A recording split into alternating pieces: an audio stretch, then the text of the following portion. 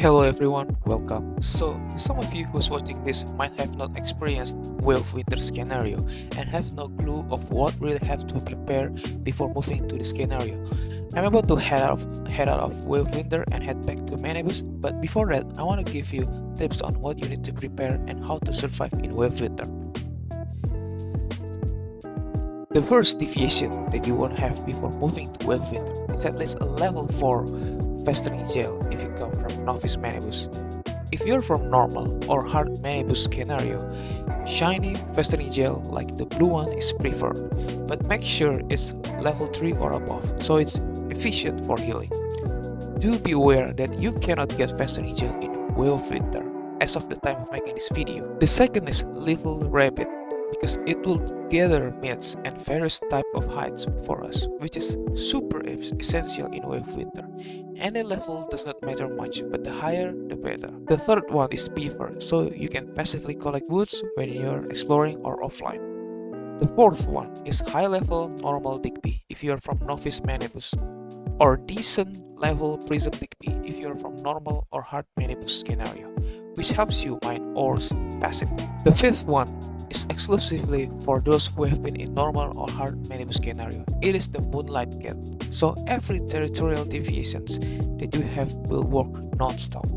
There's probably more that you want to draw from the Eternal Depot, like the level 5 Wolf or Smash Turner, but those 5 I think are the most essential.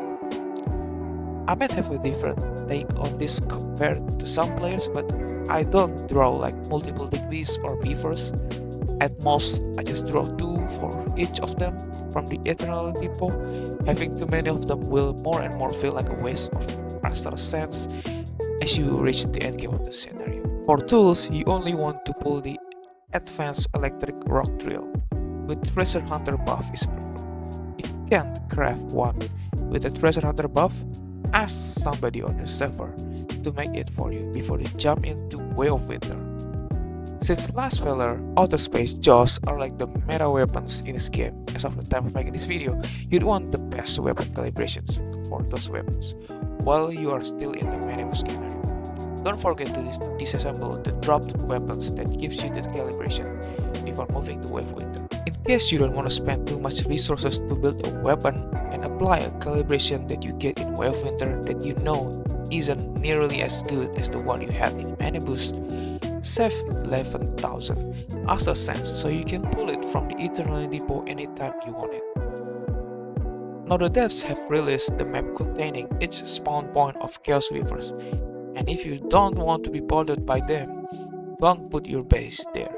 But after recent update, even if you put it close to a Chaos Weaver spawn point, your base won't be griefed. They have been nerfed and cannot deal damage to any structures, facilities, etc. But do keep in mind, this is on the time of making this video.